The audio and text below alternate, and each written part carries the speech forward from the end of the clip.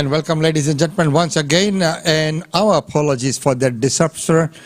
Technology, when it works, it's a wonderful thing. And when it does play up, it does play up. Well, anyway, we need to learn and live with it. Right now, once again, I'd like to welcome you on this 30th day of September, the last day of September, moving on to October from tomorrow. And there are new restrictions that are coming in place from 4 p.m. today. And our Premier will be joining very soon to update on those ones. And there's, of course, in this segment, we'll have the Daily India Report brought to you by PIO TV, exclusive for Australian Indian Radio, and much more. There's many more local news that's coming up. And we have just come off of a conference, the conference which we had with the Prime Minister, and as he updated us on his visit to US for the Quad meeting and his interactions with Narendra Modi ji. So all that will be coming on later on, but first of all, let's get an update from Queensland. I can advise that we have one new community case in Queensland. This person is a close contact of the person we identified yesterday from the aviation training facility. This person lives at Bargara Waters on the Gold Coast.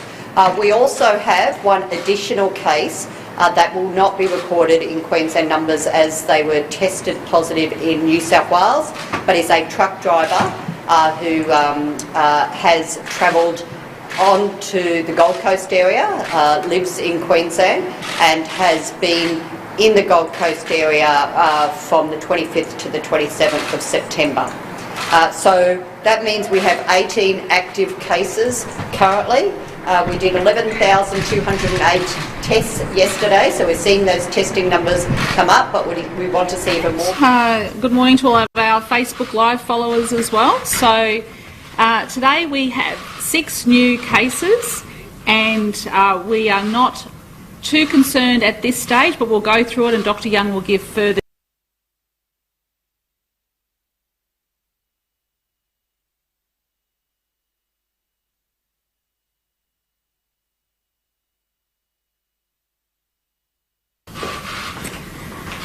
Good morning, Queensland.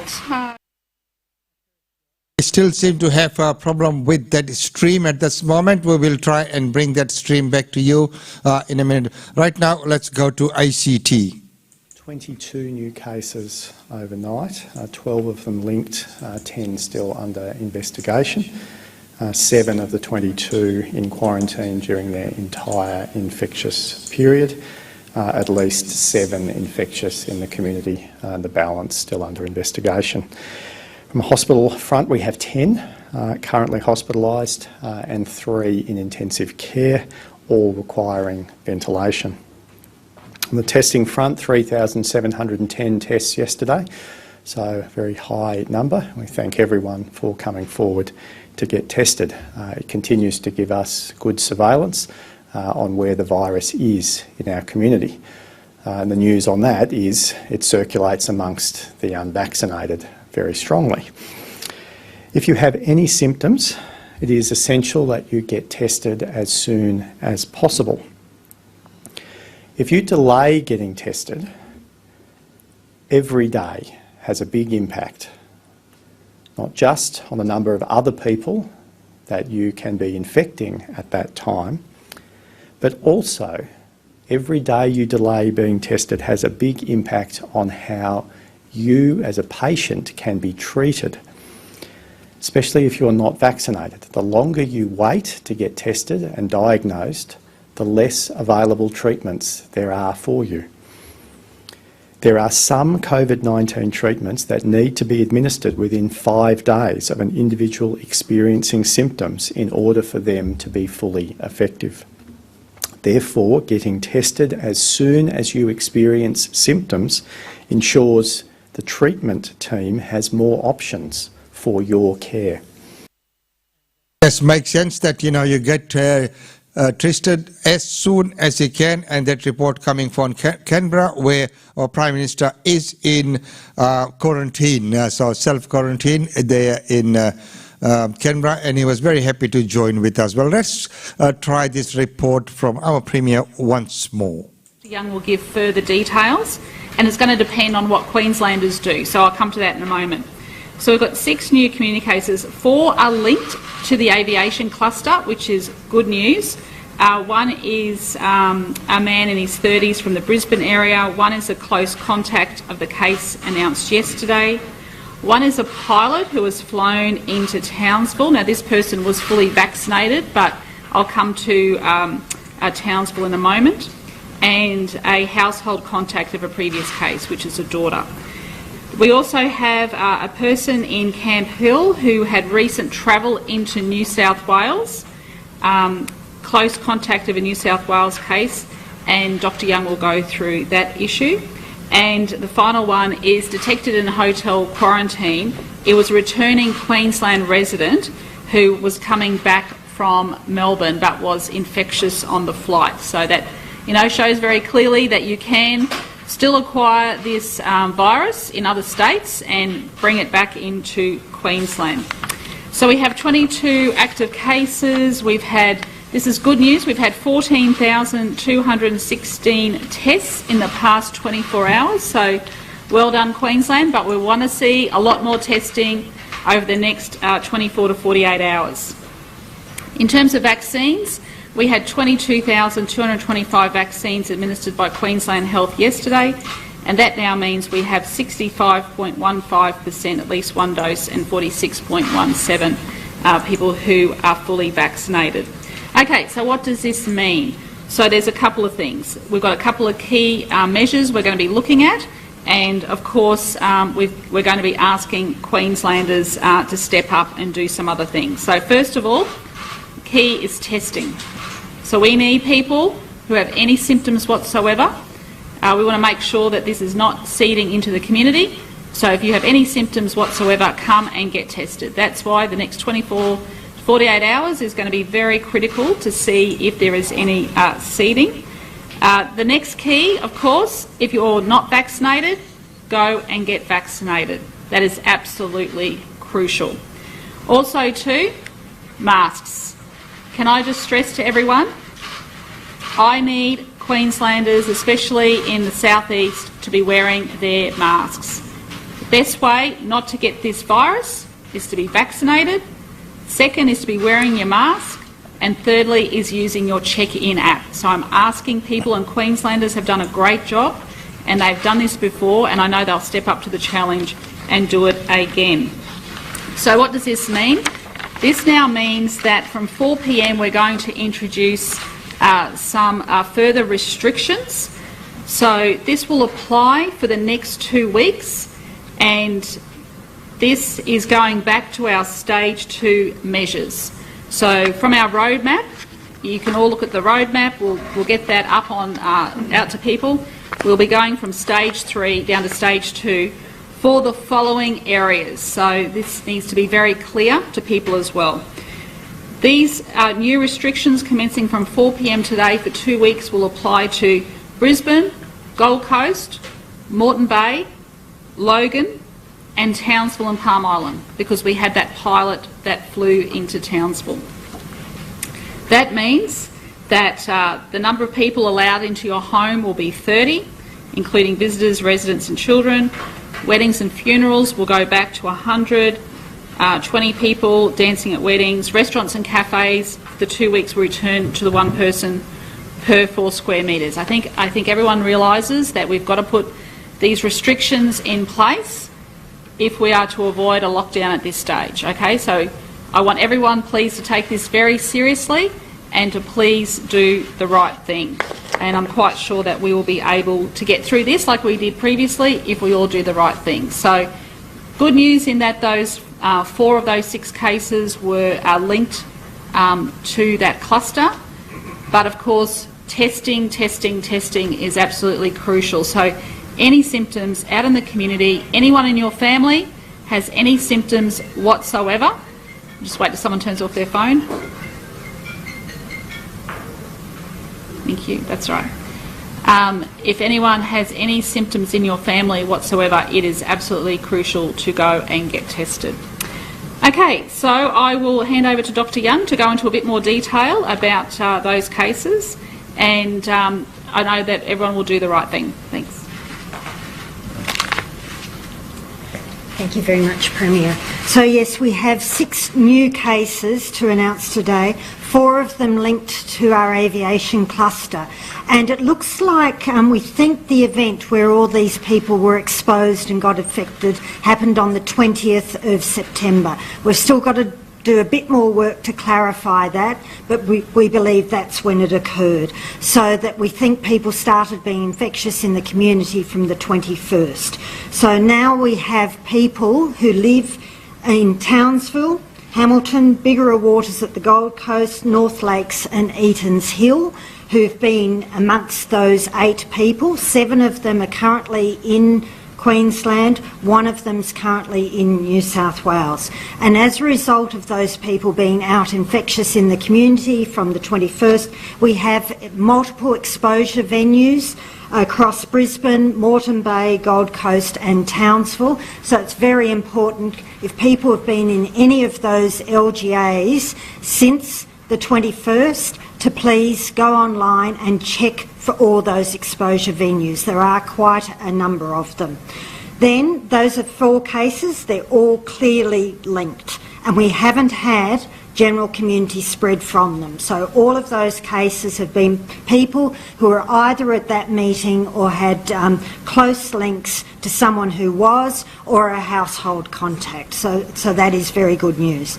Then we have another case that's totally unrelated to that outbreak. That's a woman who lives in Camp Hill who went down to Kyogle and came into contact with a known case down there, returned home to Camp Hill and has been infectious in the community from the 25th through to the 28th of September. I already have her whole genome sequence result back. I just got it before this press conference. She has Delta variant, not clustering with any other case in Queensland, which makes sense as we do believe she acquired that in Kyogle.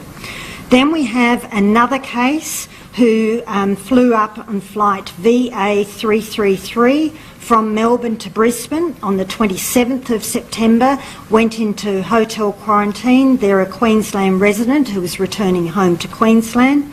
So they went into hotel quarantine and got tested there as per our protocol, and that also, I have her whole genome sequence back as well. She has Delta that is not clustering with any known case in Queensland, which is to be expected as we believe she's acquired that when she's been in Melbourne. So we will be able to look at her whole genome sequence against those sequences circulating in Melbourne. So those are our 6 new cases today. We still have that Spring Hill cluster.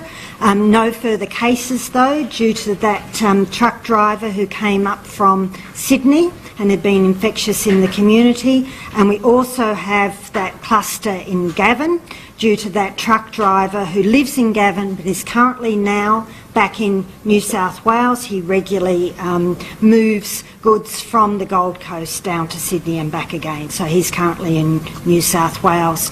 And it took us a while to get all of the absolute details of where he'd been when he was home in Queensland, but we finally got them on our website late yesterday, and thank you to everyone I know who's been looking out for those details and has been working through them.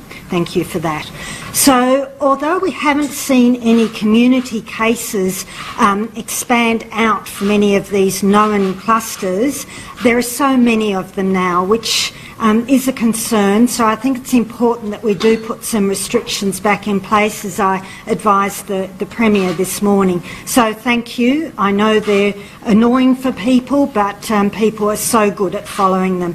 So we know homes are the highest risk, so that's why we're bringing back that maximum of 30 people in anyone's home.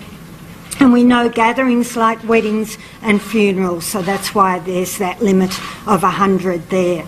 Plus we need people to return to being seated when they're eating and drinking, because it's when you get up and wander around that it's hard to know who you've been in contact with. So to be seated when you're in cafes and pubs, and also in those larger venues, we've capped them now at 75%, just to decrease the numbers of people coming into those larger venues. And it's critical that people wear their masks at their entire time when they're in those larger venues, whether they're cinemas or theatres or sporting events. Keep your mask on unless you're seated and eating or drinking, but the rest of the time we know masks work. We know they're very effective. So that's been brought in for Townsville because one of those pilots involved with the aviation cluster went up there back on the I'll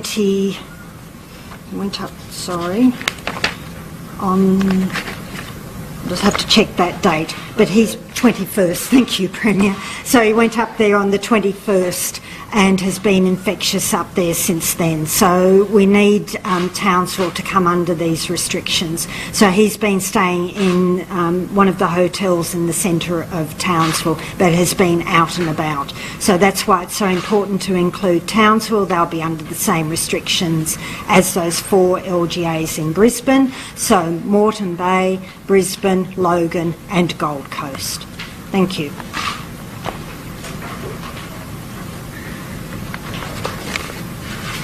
So, as the Premier said, testing and vaccinating. So we will have extended testing in all of those LGAs. We have the Queensland Ambulance Service standing up a new pop-up 24-hour testing clinic at 8 Mile Plains in 51 McKenny Drive. It'll be stood up from midday today and it'll be operating around the clock. So we know this is a really good site. It's got great parking capacity, and so we will have that operational from midday. Also our private pathologists, we thank them again, who are making sure that in those LGAs you do not need a referral, you can walk straight in to get a test, as well as of course the Commonwealth and the state testing clinics. Sullivan Nick ladies have set up a drive-through clinics at Brendale and South Brisbane as well.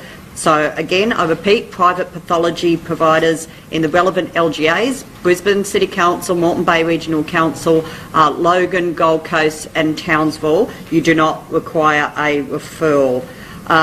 So latest reports show there's very short waiting lists at our testing clinics. So if you have the slightest symptoms, even just a headache, please come forward and get tested. Now, all of the Queensland Health Community Vaccination Centres across Queensland are now walk-in centres. You do not need a booking. From today on, you can walk into any one of these centres. So we have the big mass vaccination centres, the Brisbane Convention Exhibition Centre, we have Boondall Entertainment Centre, we have Logan Entertainment Centre, but we have community hubs right across the state. So please come out and get vaccinated. As I said yesterday, that if you want to be fully covered by the end of October or November, you have to be vaccinated today, because it takes at least 5 weeks from your first vaccine for you to be fully covered, because it's 2 weeks after you get your second vaccination. I also remind people that they can book in with GPs who have got AstraZeneca and Pfizer, or they can book in with or walk into a community pharmacy, and lots of community pharmacies are starting to get Moderna now. So again, if you are 12 or older, you can get Moderna or Pfizer, walk into any of these centres and please get vaccinated. So there's lots of options. There is no reason to delay, and in fact, it is not in anyone's best interest to delay. I say this because Victoria has reported 1,438 cases today, an extraordinary increase in cases overnight. So we expect that Victoria's numbers are going to keep going up. But another figure I want to talk about. Yesterday we saw Victoria and New South Wales announce a combined figure of 22 people had died in 24 hours. 22 people in 24 hours. That means there was someone dying almost every single hour in Australia from COVID, just from 2 states. So we want to make sure that that doesn't happen here in Queensland, that we keep people safe, and the only way to do that is come out and get tested and to come out and get vaccinated. Of course, So there you are, up to date on Australian Indian Radio with that breaking news. And of course, here's that stage where we are at stage 2, which will be reviewed fortnightly. So as from 4 p.m. Thursday, 30th of September, Brisbane, Logan, Gold Coast, Moreton Bay, Townsville, including Magnetic Island and Palm Island LGAs.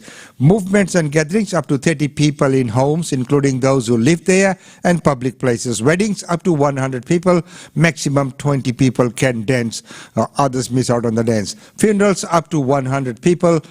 Businesses and venues, including places of worship, convention centers, retail, dining, gyms, hairdressers, beauty and personal care allowed to operate with the following restrictions. Indoor, 1 person per 4 square meter rule or 75% capacity with ticketed and allocated seating. Smaller venues up to 200 square meters. Okay, smaller venues up to 200 square meters, 1 person per 2 square meters, up to a maximum of 50. Outdoor, 1 person per 2 square meter rule. Eating and drinking must be seated. No dancing except at weddings. So stadiums and indoor and outdoor events, 75% allocated, seated and ticketed for stadiums. Patrons must wear masks at all times, including when seated. Patrons must be seated to eat and drink. Masks can be removed when eating or drinking. 75% allocated seating and ticketed capacity for indoor events and outdoor events, or 1 per square meter indoors and 1 person per 2 square meters. Community sports can continue in full, including training, competition and school sport. Spectators in line with the stadiums and indoor and outdoor event requirements. So they are up to date. So those are the new restrictions that have just come in place. With those new restrictions in place, it is now making it very hard for many of the functions and events that have been organized during this time and during the weekend.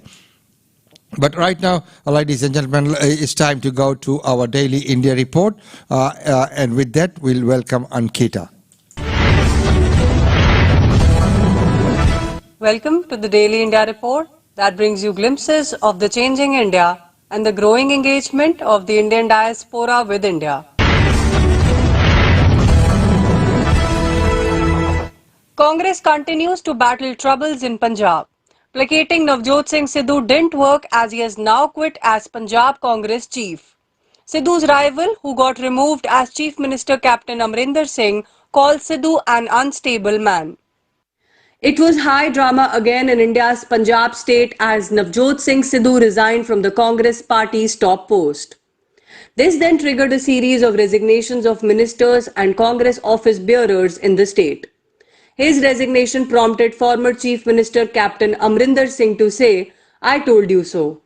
Congress leadership, however, has not accepted Sidhu's resignation and called an emergency meeting of the Punjab cabinet that was postponed. A group of MLAs went to talk to Sidhu.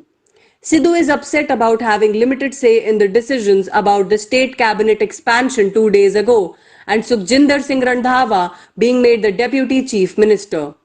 Former Chief Minister Amrinder Singh is visiting Delhi. This has set off speculation that he might meet rival and ruling party BJP bigwigs, including Home Minister Amit Shah and BJP President JP Nadda. Singh's media advisor Raveen Thakral said he was in Delhi on a personal visit. Indian Foreign Secretary Harshvardhan Shringla says that India is committed to the non-discriminatory and complete elimination of nuclear weapons. India has reiterated the goal of nuclear disarmament, saying it can be achieved through a step-by-step process underwritten by a universal commitment and an agreed multilateral non-discriminatory framework. Indian Foreign Secretary Harshvardhan Shringla said on 28 September that India will engage with all member states in a spirit of openness towards realizing a nuclear weapons-free world. He was speaking on the occasion of the International Day for the Total Elimination of Nuclear Weapons at the 76th United Nations General Assembly. Shringla said India's annual resolution in the UN General Assembly on the Convention on the Prohibition of the Use of Nuclear Weapons, tabled since 1982, enjoys wide support of the membership and calls on the Conference on Disarmament to commence negotiations in order to reach an agreement on an international convention prohibiting the use or threat of use of nuclear weapons under any circumstances. Growing collaboration between India and the US is evident in continuing high-level visits by both sides. Now, US State Department's second top official, equivalent of Indian Foreign Secretary, will visit India in early October. US Deputy Secretary of State Wendy Sherman will be visiting India for bilateral meetings with Indian officials and to attend the India Ideas Summit, according to the State Department. She will be in New Delhi on October 6th and in Mumbai on October 7th before heading to Pakistan to meet with senior officials there, the department said on September 27th. She is also scheduled to meet with civil society groups in New Delhi and Mumbai and with business organizations in Mumbai. It is interesting to note that last month the Central Intelligence Agency Director had also visited India and then proceeded to Pakistan. Afghanistan is an important subject of discussions in both India and Pakistan. Of course, the US lays emphasis on the fact that top officials visit India first and then Pakistan. India inks pacts with the US for cooperation in health and biomedical sciences. India has signed two important pacts with the US during the concluding session of the two-day fourth Indo-US Health Dialogue. The first MOU was signed between the Health Ministry of India and the Department of Health and Human Services of the US for cooperation in the field of health and biomedical sciences. Another MOU was signed between the Indian Council of Medical Research and the National Institute of Allergy and Infectious Diseases for cooperation with the International Center for Excellence in Research. During the two-day dialogue, issues related to the strengthening of epidemiological research and surveillance, vaccine development, health systems and health policies were discussed. Indian Health Minister Mansukh Mandavia said at the conference that India and the US are global partners and need to collaborate in reforming the global health architecture whose fault lines have become amply visible during the current pandemic. Equally important areas wherein both India and the US can work relates to managing health emergencies, supporting digital health and innovation, mental health interventions, research coupled with production related to diagnostics, therapeutics and vaccines, considering India offering its low-cost research network and huge production capacities.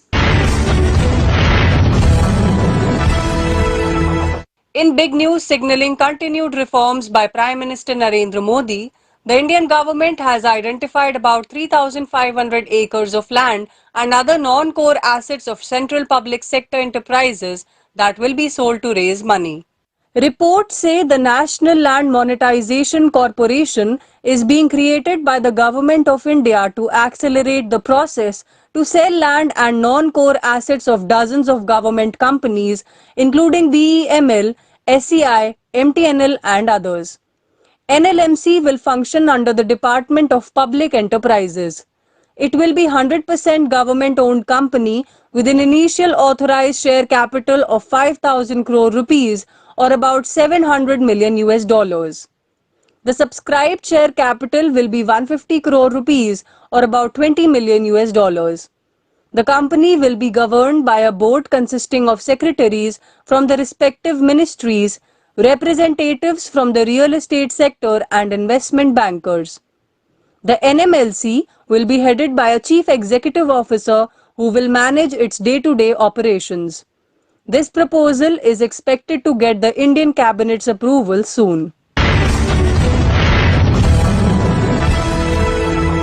Paytm becomes India's first platform to accept international remittances directly into digital wallet. Ria Money Transfer, a business segment of Euronet worldwide and global leader in the cross-border money transfer industry, and India's Paytm Payments Bank have announced a partnership to enable customers to send money in real time, virtually instantly, through Ria's extensive network to Paytm's prominent mobile wallet. Paytm has become India's first platform to accept international remittances directly into a digital wallet, and Ria becomes the first money transfer company to connect with Paytm's approximately 333 million wallet users, significantly increasing its customer reach in the region and creating a new delivery channel for the Indian diaspora to send money back home. Customers abroad can now conveniently transfer money to fully KYC'd Paytm wallet users in India. This alliance builds on Ria's digital expansion strategy as it continues to broaden its services to mobile wallets globally, increasing penetration and customer reach across emerging markets. The mobile wallet industry processes around $2 billion a day, with experts estimating that $1 trillion will be transacted annually by 2023.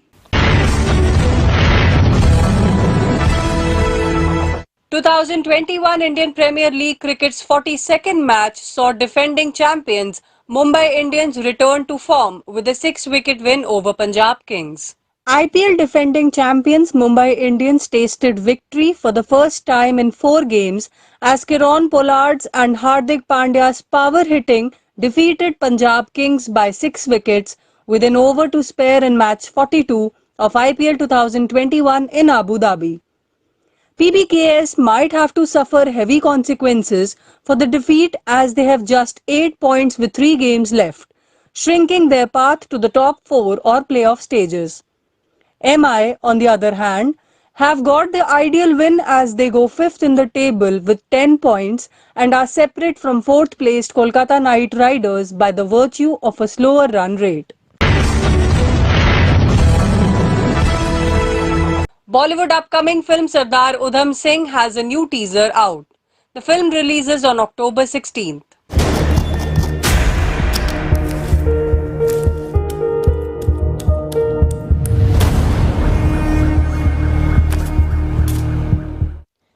Vicky Kaushal's upcoming film Sardar Udham Singh will release on Amazon Prime Video on October 16th.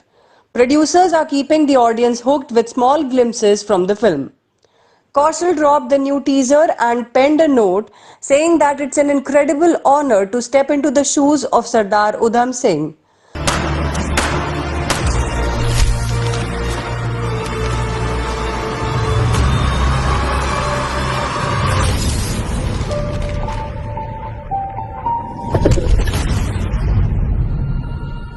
Directed by Shujit Sircar, the film is based on the life of Indian revolutionary Sardar Udham Singh.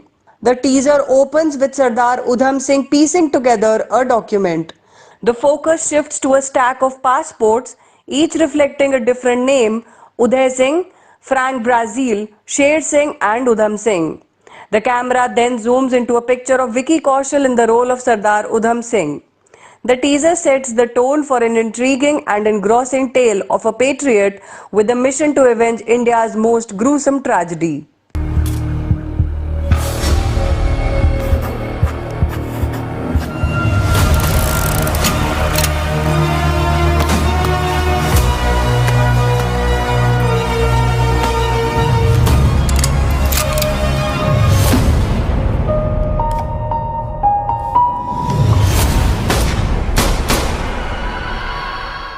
That's all for this bulletin of Daily India Report. Thank you for watching.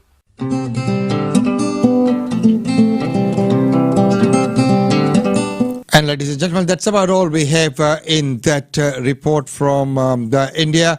But as we know that right here in Queensland, the new restrictions just have come in place, which will take effect from 4 p.m. today.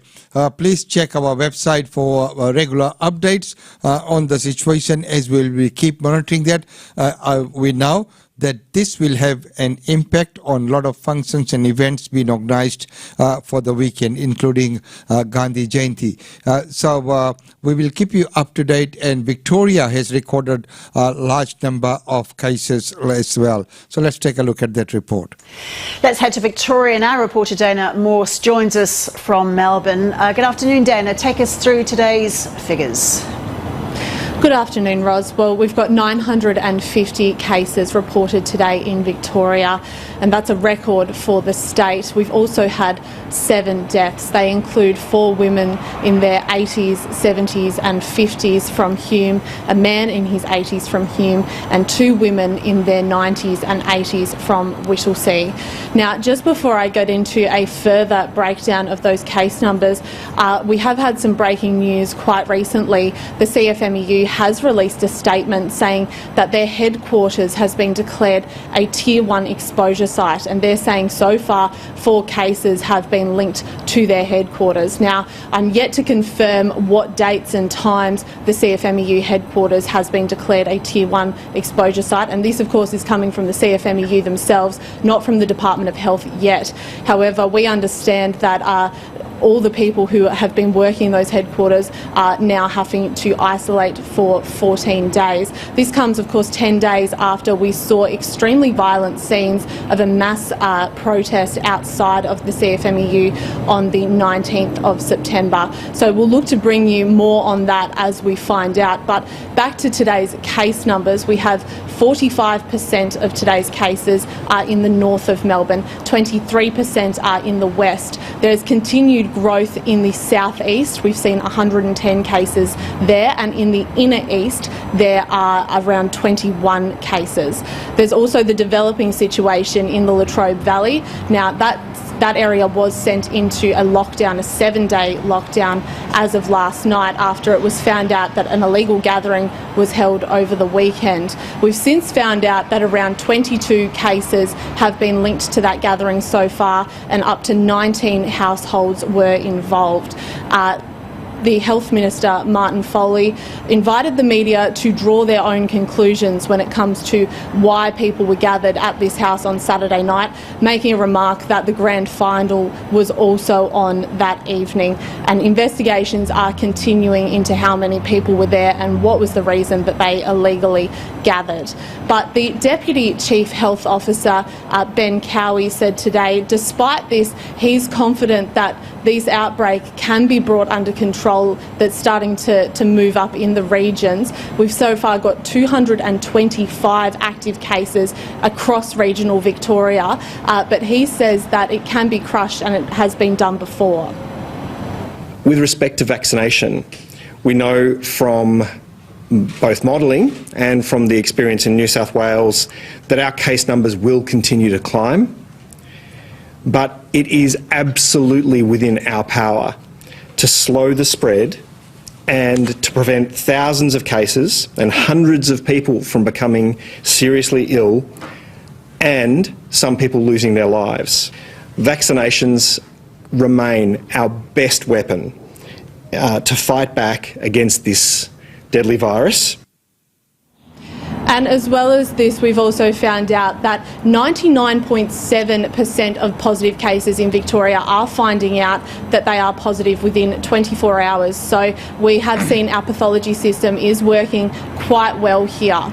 And Dana, how's the state's hospital system coping? This is amid reports of the emergency response, 000 and ambulances being under a special pressure this week. Yeah, that's right, Ros. We have seen, particularly at the Northern Hospital in Epping, obviously the epicentre of this outbreak is still in the northern suburbs of Melbourne, and this is the closest suburb hospital to most of those suburbs that are involved in that outbreak. On Monday night, we had reports of around a dozen ambulances being ramped at the Northern Hospital in Epping. Last night, it was up to around 17. We've also heard that there's been a massive increase in the number of calls being made to the emergency services, the 000 line, and that's leading to people being left in the queue waiting to be get their call through to an emergency services operator. One such case was a 3-year-old child in Bendigo. A cardiac arrest was called there. They called in and were placed in the queue for 1 minute and 41 seconds, which we heard from the ambulance union this morning. They're saying that in a cardiac situation, a minute can mean the cost between a life and death, and sadly that child did in fact pass away. Now, health officials are saying that this is the cause of the strain on the system. There are so many people who need help, particularly in the northern suburbs of Melbourne, because that's where we have so many COVID presentations at the moment. The point was made today that 98% of all ICU admissions across Victoria have been linked to unvaccinated people. So they're pushing home this message that people need to get vaccinated as quickly as possible. Couldn't agree more that people need to get vaccinated as soon as possible. Of course, that's Victoria right now. Let's take a look at New South Wales as well. A record number of deaths have been confirmed in both New South Wales and Victoria today, while Queensland remains on high alert as it tries to contain potential outbreaks. 15 people died with COVID in New South Wales, and that's a pandemic high. There were 863 new local infections. 7 people have died in Victoria. That's the worst day for fatalities in its outbreak, and there are 950 locally acquired infections, the highest number recorded in a day in the state. Elsewhere, the ACT has recorded 22 new local cases. At least 7 spent some time infectious in the community. And 1 new local case has been detected in Queensland. There's also another case of a New South Wales truck driver who'd spent time infectious in the community there. Well, we're starting in New South Wales. 864 local cases have been reported in the state, and the deaths of 15 people have been confirmed.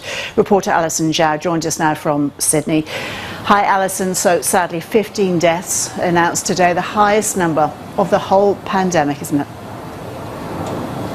Roz, it is the worst day of the pandemic so far for New South Wales in terms of the number of people who have died. Today we recorded 863 new cases and 15 more deaths, and that brings the total number of fatalities in the state to 331 for this current Delta outbreak. And of today's 15 deaths, 1 person was not vaccinated, and a few people had only been fully vaccinated a short time before they contracted the virus. So 2 people of today's 15 deaths died at home, and 1 person was only diagnosed with the virus after their death. There were also 2 people who died after acquiring their infection at Liverpool Hospital, and we know that the cluster there has grown. But in terms of hospitalisations and ICU admissions, the Premier says that we are doing okay compared to what the modelling had initially projected, and that the vaccination rate is still going quite well. The Premier projects that we would be able to reach at least 90% of the over 16 population vaccinated with 1 dose by the end of next week.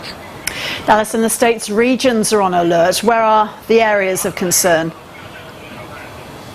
That's right. Today, Roz, the Health Minister, Brad Hazzard, was very specific in terms of outlining exactly how many cases were in each regional area, and he took specific time to call this out, and it could indicate that there are concerns that there aren't enough tests being done in the regions or a high enough vaccination rate. But the places that are concerning for health authorities are the Illawarra-Shoalhaven area, where 94 new cases have been diagnosed in the last reporting period. In the Hunter region, 55 new cases were diagnosed, and in Western New South Wales there were 24 new cases. And there were also sewage detections in areas of Grafton in northern New South Wales, in Maruya, in Jindabyne, and also in Dareton. But today the Premier, Gladys Berejiklian, issued another warning to citizens of regional areas. She said that they should expect to see their freedom stripped on October 11 if they are not vaccinated. So let's take a listen